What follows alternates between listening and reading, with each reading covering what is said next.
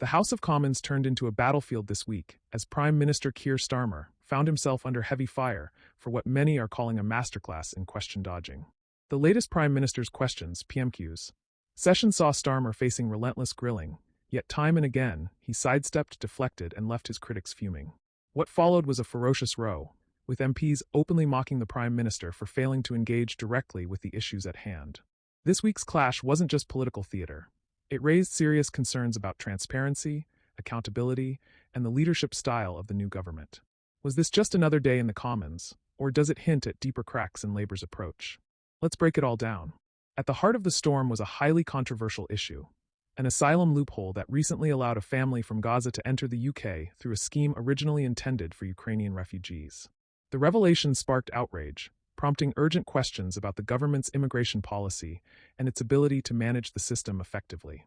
When pressed for answers, Starmer acknowledged that the loophole should not have been exploited.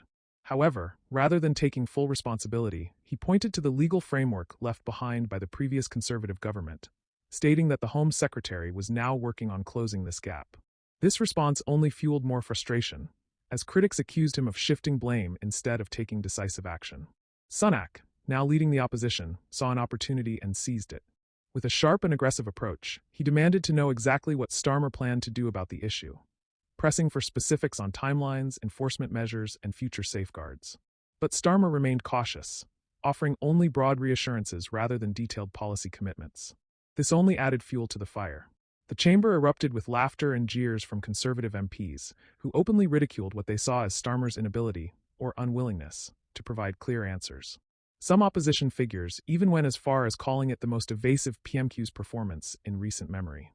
As expected, the fallout wasn't confined to the Commons. Social media quickly lit up, with hashtags like #StarmerDodges and #PMQSShowdown trending within hours.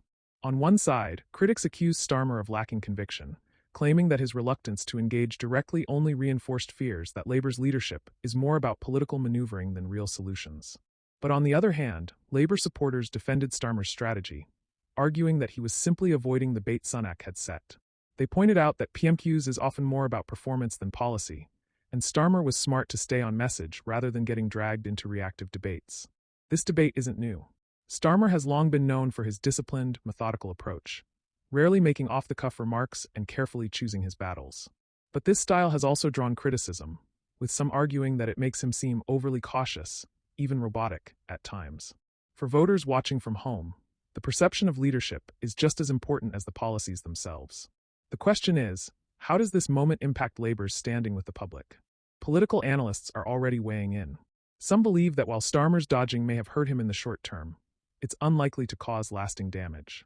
Others warn that if this pattern continues, it could become a serious liability, especially as Labour positions itself as the party of competence and change. Meanwhile, Sunak and the Conservatives are capitalizing on the moment.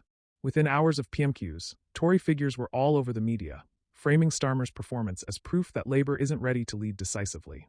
If he can't give a straight answer now, one Conservative MP quipped, how will he lead Britain through its biggest challenges? But let's not forget, the Tories themselves have played the same game in the past.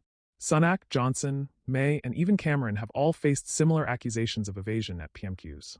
The format itself often rewards sharp comebacks and political maneuvering rather than meaningful discussions. So, is Starmer really in trouble, or is this just another day in Westminster? That depends on what happens next. Labour now faces the challenge of proving that it can handle tough questions with clear, confident answers. If Starmer continues to appear evasive, the opposition will use it to chip away at Labour's credibility. But if he adjusts his approach and offers more direct responses, he could turn this criticism around. The road to the next general election is long, and moments like these matter. Voters are watching closely, and while some will see PMQs as mere political theater, others will take it as a sign of how leaders will perform under pressure. For now, one thing is certain, this debate isn't over. The battle lines are drawn, and both Labour and the Conservatives know that every move counts. What do you think? Was Starmer's approach a smart political tactic, or did he miss an opportunity to show real leadership? The discussion is far from settled, and the coming weeks will reveal whether this moment becomes a turning point or just another flash in the pan.